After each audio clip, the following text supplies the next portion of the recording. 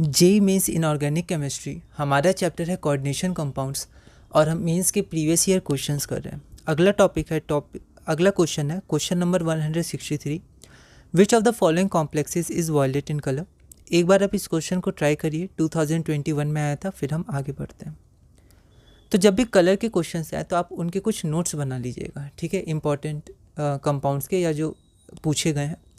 तो अगर यहाँ वॉयलेट पूछा गया है तो ये FeCN5, ठीक है, FeCN5 ये वॉयलेट कलर का होता है, NOS, ठीक है।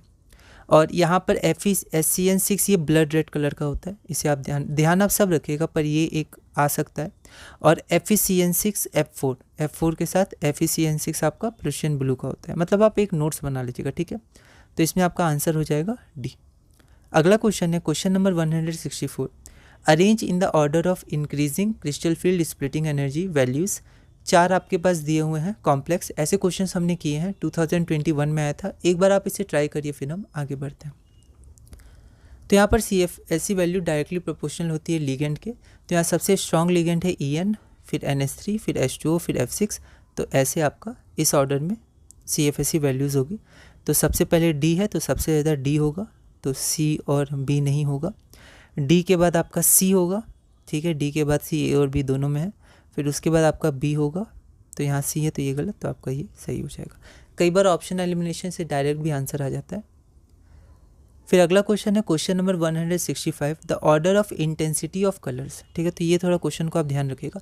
यहाँ CFSE का ऑर्डर या स्ट्रेंथ ऑफ लिगेंड या oxidation number, crystal field splitting, इसका ऑर्डर नहीं पूछा गया, इंटेंसिटी ऑफ कलर का ऑर्डर पूछा गया। तो एक बार आप क्वेश्चन को ध्यान दीजिए, एक बार सॉल्व कीजिए, फिर हम आगे बढ़ते हैं। यह क्वेश्चन 2021 में आया था, तो हम लोग देखते हैं। तो सबसे पहले हम लोग हमेशा की तरह स्ट्रेंथ ऑफ लिगेंड के अनुसार CFSE की वैल्यू का ऑर्डर देखेंगे। तो सबसे ज़्यादा CN4 है, ठीक है। ये ऑक्टाहाइड्रल कॉम्प्लेक्स है, स्क्वायर प्लेनर है और टेट्राहाइड्रल है ना। तो CN सबसे स्ट्रॉन्ग लिगेंड है, तो इसका CFSE वैल्यू सबसे ज़्यादा होगा, फिर H2O का, फिर Cl4 का। और इंटेंसिटी ऑफ कलर इसका जस्ट ऑपोजिट होगा, ठीक है। तो सबसे कम है इसका CFSE, तो सबसे ज़्यादा इंटेंसिटी ऑफ कलर इसका होगा, इसका होगा, इसका होगा। तो एक फैक्ट की तरह आप याद रख सकते हैं, या कहीं और आपको इसके बारे में और इन्फॉर्मेशन मिले, कॉन्सेप्ट मिले, तो उसके अनुसार आप अपने मॉडिफाई कर सकते हैं। आपके ध्यान में रहेगा कि ऐसा क्वेश्चन आ सकता है इंटेंसिटी ऑफ कलर्स, ठीक है। तो इनके कॉन्सेप्ट्स आपको मिले तो आप मॉडिफाई कर सकते हैं और आगे बढ़ सकते हैं। अगला क्वेश्चन है question number 166। TiH2O6 3+ absorbs light of wavelength 498 nanometre during a DD transition. तो यहाँ पर हमें लैम्डा की वैल्यू दी हुई है।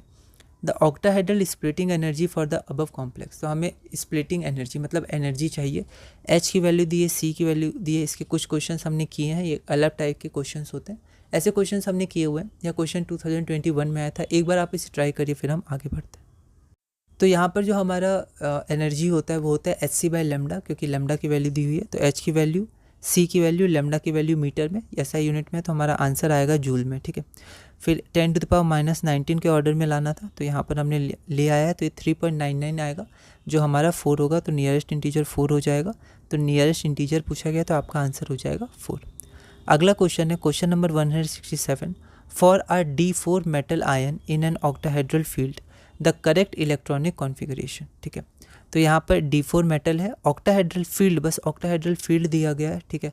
आपको करेक्ट इलेक्ट्रॉनिक कॉन्फ़िगरेशन बताना है। यह क्वेश्चन 2020 में आया था। एक बार आप इसे ट्राई करिए, फिर हम आगे बढ़ते हैं। तो यहाँ पर आपको ये नहीं बोला गया कि हाई स्पिन है कि लो स्पिन है, पेयरिंग हो गया नहीं होगा, तो हम दोनों करके देखते हैं। यहाँ पर हमारा T2G हो गया, ठीक है, और यहाँ पर हमारा EG हो गया। मान लेते हैं पेयरिंग होता है, तो 4 कैसे भरेंगे, 1 2 3 4। तो हमारा क्या वैल्यू आएगा, T2G 4 और EG 0, ठीक है। अगर पेयरिंग होता है, अच्छा यहाँ पर दिया हुआ है पेयरिंग होता है कि नहीं, ठीक है। तो क्वेश्चन में दिया, ऑप्शन में दिया। तो यहाँ पर जो हमारा डेल्टा नॉट है वो ग्रेटर देन आपका P है, ठीक है। तो डेल्टा नॉट ज़्यादा है तो पेयरिंग हो जाएगा। तो delta not greater than P, तो T2G 4 आना चाहिए था, पर यहाँ T2G 3 है, तो ये नहीं होगा। फिर आपका delta not greater than P कहीं है ही नहीं, ठीक है। तो अब हम चेक करते हैं delta not less than P, ठीक है। तो अगर delta not less than P होगा तो कैसे होगा, तो यहाँ पर हमारा T2G है, ठीक है, और यहाँ पर हमारा EG है। तो अब डेल्टा नॉट कम है तो पेयरिंग नहीं होगा, तो हम लोग को 4 भरना है। तो 1 2 3 4 ऐसे भराएगा। तो T2G3 और EG1, तो आपका ये हो गया T2G3 और EG1 ऑप्शन ए, तो आपका ऑप्शन ए सही हो जाएगा, है ना। तो ऑप्शन ए आपका करेक्ट ऑप्शन है। ये गलत हो गया क्योंकि ये किसके लिए था, जब डेल्टा नॉट हमारा ग्रेटर है पी से तभी तो पेयरिंग हो पाएगा, यहाँ पेयरिंग एनर्जी ज़्यादा नहीं होगी, ठीक है। और ये गलत है, तो ए आपका सही आंसर होगा, ठीक है।